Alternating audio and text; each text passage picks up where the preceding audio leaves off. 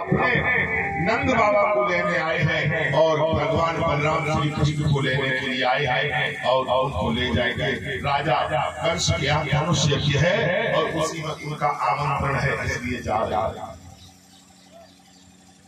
जब जितना गोपियों ने सुना तो कहने लगी इसका नाम अक्रूर किसने रखा? अक्रूर तो वो होता है जो दुष्ट ना होता हो, जो आ माने नहीं, क्रूर माने दुष्ट, जो दुष्ट ना हो वो अक्रूर होता है। लेकिन ये क्रूर है जो मेरे प्रेमी कृष्ण को मुझसे अलग करने के लिए आया है। किसने इसका नाम क्रूर रख दिया? अक्रूर तो यह है, नहीं तो क्रूर है।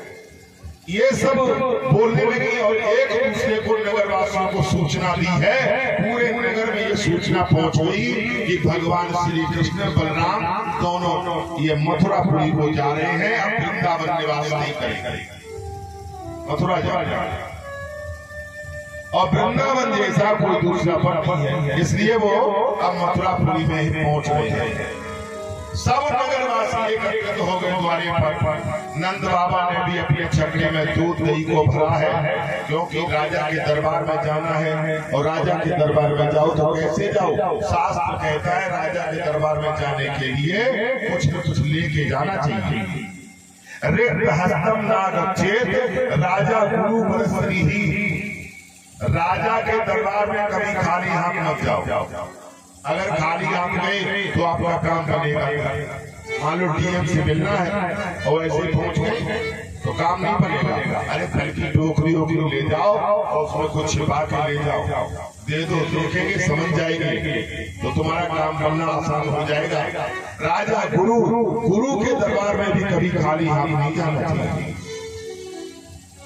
वर्षनी ही पर कहते पति को, शिव कहते लक्ष्मी को, लक्ष्मी के पति अर्थात नारायण के दरबार में भी कभी खाली हाथ नहीं जाना चाहिए। तो राजा कंस के यहाँ कुछ लेके चलना है, दूध दही भैया चक्के में, और वो के साथ चले। बोले हम भी साथ चलेंगे जहाँ मेरा भैया जाएगा। नंद बाबा के समारोह के ग्वाल मंडली चलते कुछ। अब जब भगवान श्री कृष्ण चलना चाहता है तो क्या करती है? भगवान श्री कृष्ण के जाने पर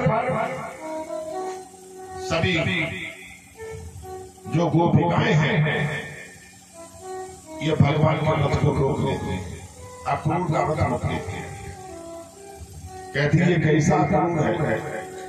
हमारे जो प्रियतम है, हमारे जो प्राण है, हमारी जो चैतन्यता है, इनको हमसे दूर करने में सहायक हो रहा है। किसी के प्रेमी को प्रेमिका से बिछुड़ने वाला अक्रूर नहीं हो सकता, ये क्रूर हो। और ये हमारे प्रेमी को लिए जा रहा है। भगवान ने कहा अक्रूर जी रथ आगे बढ़ा तो वो गोपियां रोने लगी और कहते हैं कृष्ण वहां मत जाओ, वहां मत जाओ, तुम लौट करके नहीं आओगे। लेकिन भगवान कह रहे कि हम अवश्य जाएंगे। चलने को तैयार हुए हैं तो गोपियों ने अपना सर लिया, जो रथ के पहिए होते हैं उसके आराम में डाल दिया।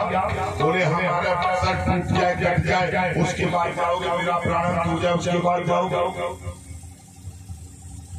आगे चले और आगे जो मार्ग है उसमें सभी गोपियां लेट गई। बोले रथ ले जाना है तो मेरे ऊपर से ले जाओ, ऐसे तुम नहीं ले जा सकते हो, मेरे ऊपर से निकाल कर ले जाओ। कृष्ण यदि तुम गए तो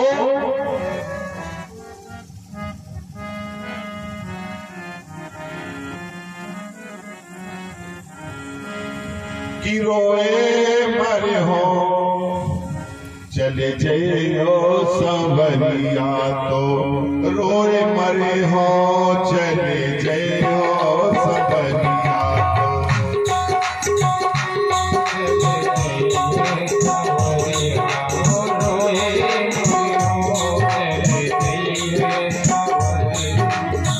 रोए मरे हो चले जइयो संवरिया।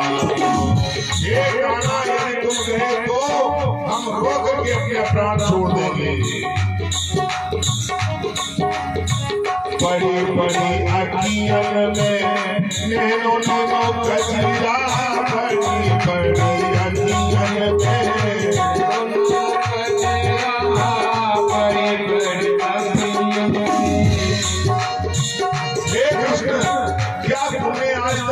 समझ नहीं पाया।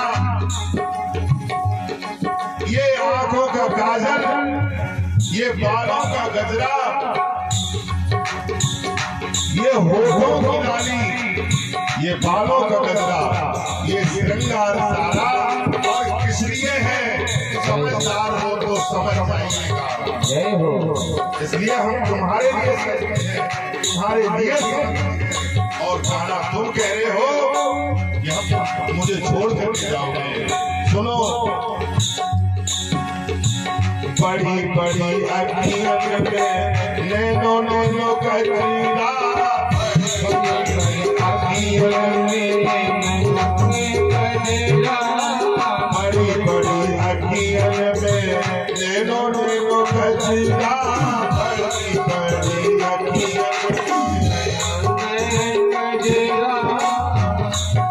और जमुना में घुस के हम, जमुना में घुस के धोए करे हो चली रे हो बलिया रोए मरे हो चली रे हो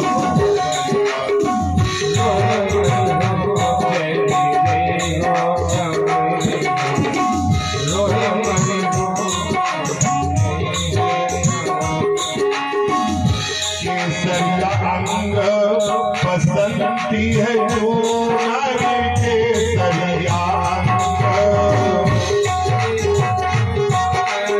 केसरिया अंग बसंती है चूनर, केसरिया अंग